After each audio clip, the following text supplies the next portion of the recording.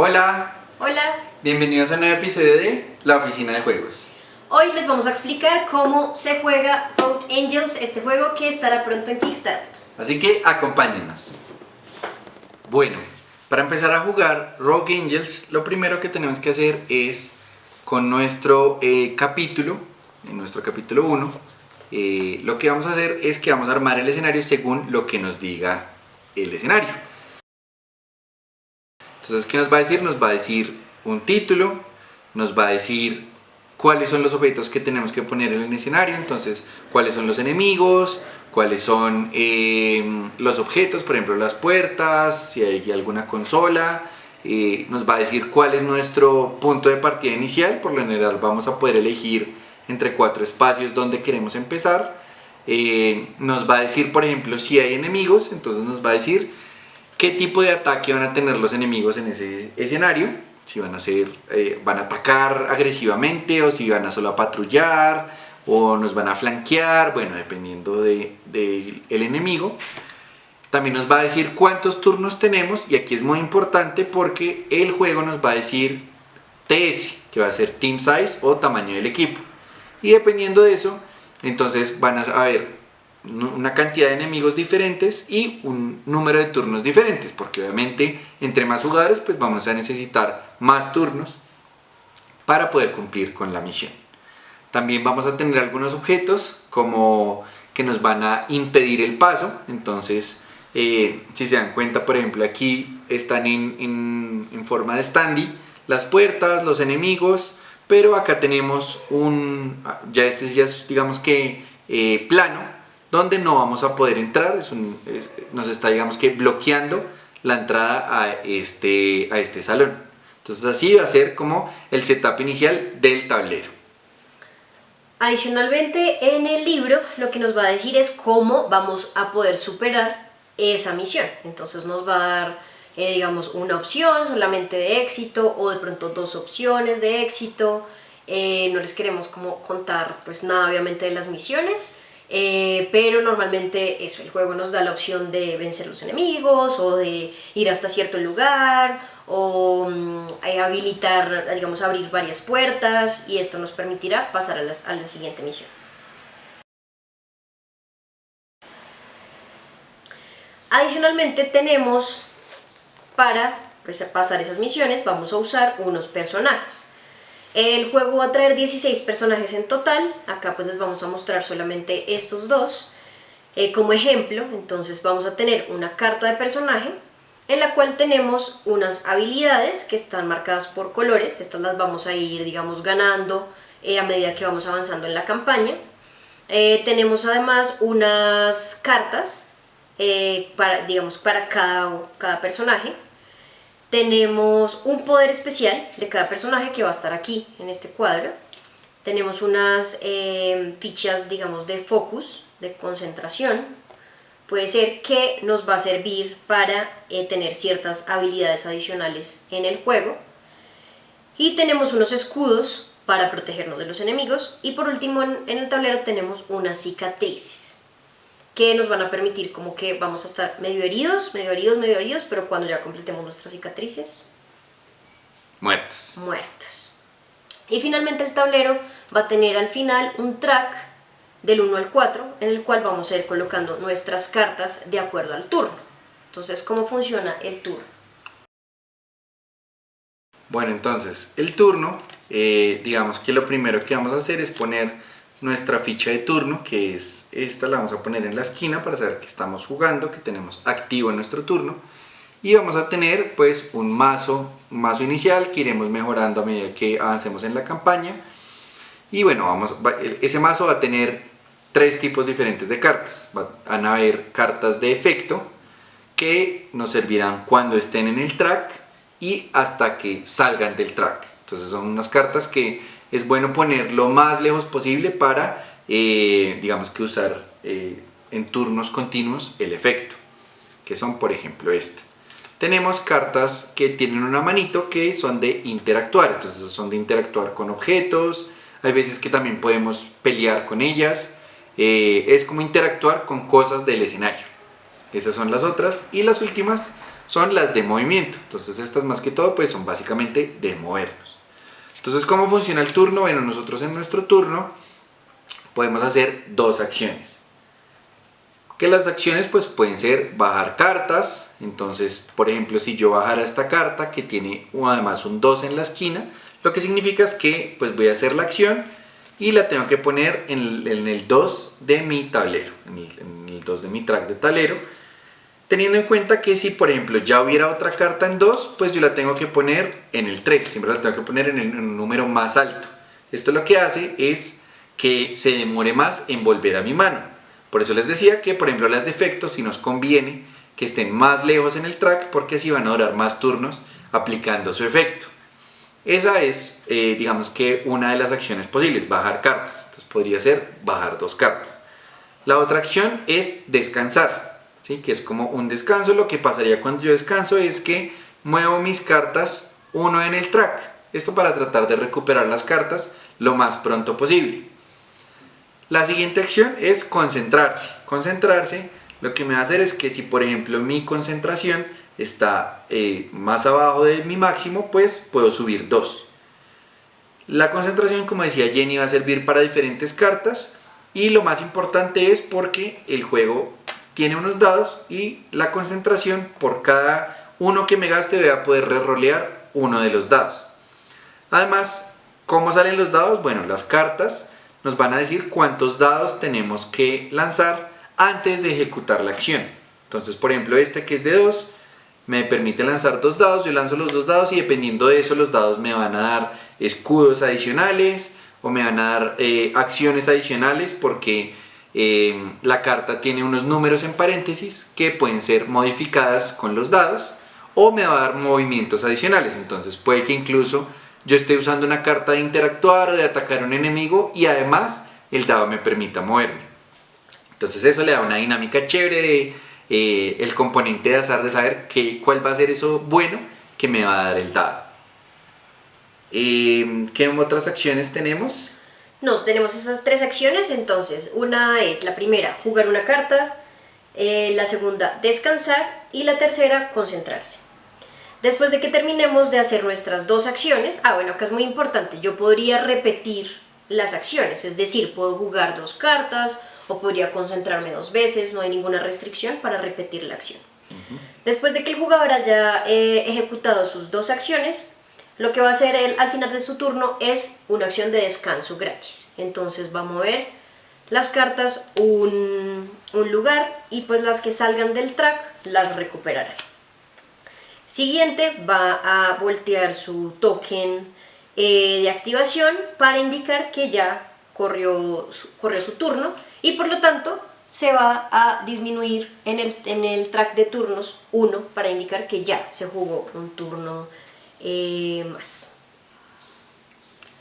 Algo que me había faltado, pero digamos que para los escenarios de introducción todavía no se usa, lo que pasa es que lo usamos más adelante, es que las cartas tienen además aquí en la parte de abajo, dependiendo del color, nos va a decir una de las, habilidades especiales y adicionales que podemos hacer con esa carta. Pero para eso ya tendremos que haber avanzado en nuestro gráfico de personalidad para poder usar esas acciones adicionales. Entonces no solo tenemos la acción principal de la carta, sino que además gastando uno de nuestros tokens de personalidad, pues podemos, digamos que mejorar la carta para que sea un poco más poderosa. Lo último es, digamos que cómo se mueven los enemigos.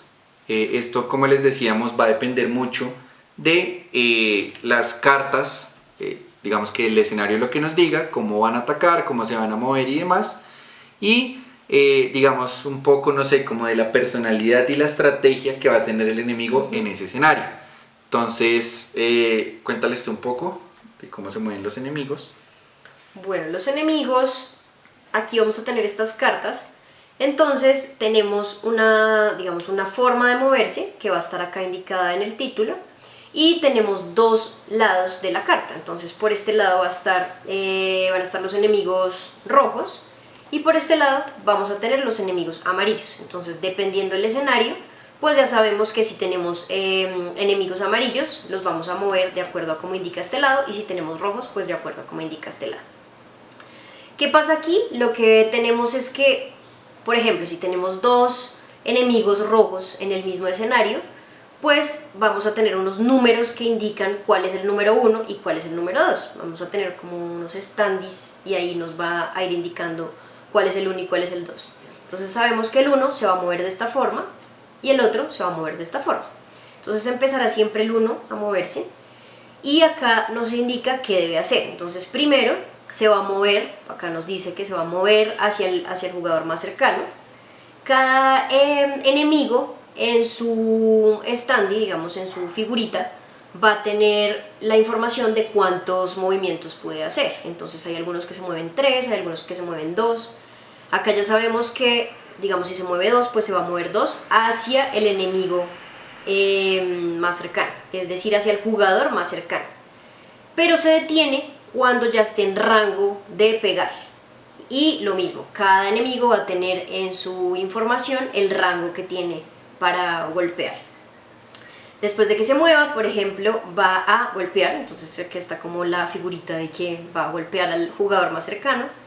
Y por ejemplo, lo último es que golpea al jugador, digamos que esté de segundo más cercano, ¿sí? Entonces las cartas, la verdad, son súper claras en las instrucciones de cómo funciona el turno de los enemigos. Entonces acá tiene como esa indicación. Si por ejemplo tenemos enemigos rojos y enemigos amarillos en el mismo escenario, pues lo que hacemos es girar la carta y activamos lo que nos indique la carta. Sí, entonces, digamos, jugaría Jenny, se activa el enemigo rojo, luego juego yo, volteamos y se activa el enemigo amarillo. Y así hasta que, por ejemplo, hayamos eliminado todos los amarillos, entonces ya solo se activaría después del turno de cada jugador el enemigo del color en el que estemos en ese momento. Además, los enemigos también van a traer cuánta vida tienen para saber pues cómo los destruimos, cómo los matamos, y a veces si tienen escudo o no, porque a veces ellos también tienen escudo así como nosotros, lo que hace pues que sea obviamente más difícil matarlos y más demorado de hacerles el golpe. Ahí digamos que es importante, por ejemplo, en el tema de los escudos, hay unas cartas que nos permiten hacer daño, no sé cómo se dirá, como sin bloqueo. Este daño sin escudo lo que hace es que le pega, digamos que directamente al enemigo, lo cual es bastante bueno cuando tienen esos escudos que nos demoran, pero también es malo porque hay enemigos que tienen ese daño también sin escudo. Entonces hay veces que no importa qué tanto escudo tengamos, los enemigos nos hacen daño. Y aquí vamos como a la parte final, yo creo lo último que nos falta, que es el tema de las heridas. Entonces las heridas van a ser estas cartas que nos van a decir qué pasa cuando les hagamos daño, cuando nos hagan daño, perdón. Entonces cuando nos hacen daño, sacamos una de estas cartas y bueno, leemos primero lo que nos dice arriba. Entonces, por ejemplo, esta nos dice que cuando la saquemos, movemos una de las cartas de heridas en el track y pues descartamos esta carta. Digamos que esta no es tan grave, pero pues hay otras que, por ejemplo esta. Entonces esta es de 4. Entonces, ¿qué pasa? Tenemos que poner el 4, estaría en nuestro track en 4, lo cual nos va a bloquear para ese turno el número 4. Y además pues nos puede hacer, digamos que efectos adicionales. Aquí algo que todavía no hemos probado, pero nos parece interesante, es que tiene varios niveles de dificultad. Entonces, si queremos jugar en el nivel difícil, pues no solo aplicamos la parte de arriba de la carta, sino la parte de la mitad. Y si ya lo queremos jugar en la parte de locura, que ya es súper complicado, pues aplicamos los 3 efectos de la carta, lo cual hace que obviamente se vuelva casi imposible ganar. Estas heridas van a funcionar como una carta normal, en el sentido en el que cuando hagamos un descanso, pues la vamos moviendo en el track para también, digamos que nos alejamos de la batalla, estamos descansando y así pues vamos curando nuestras heridas. Si en algún momento sacamos una carta, no sé, por ejemplo sacáramos una 3, bueno 2, aquí justo salieron todas, y luego me sale una 3 que no puedo poner en el track porque ya saben que no podemos poner encima, pues quedaremos inconscientes. Entonces en este caso yo quedaría inconsciente y necesitaría que Jenny me salve, digamos, con alguna carta, con algún efecto, para que me quite una de las heridas, y con que me haya quitado una de las heridas vuelvo otra vez a estar activo. Pero obviamente pues bastante herido y con posibilidad de volver a quedar inconsciente. Muchas veces perder la partida va a significar que los dos hayamos quedado inconscientes o que se nos acaben los turnos. Cuando alguna de esas dos condiciones por lo general se cumple, es que hemos perdido, y el escenario nos va a decir si podemos, digamos, que reiniciar el escenario tranquilamente, o si nos tenemos que poner una cicatriz con las consecuencias que Jenny ya les contó.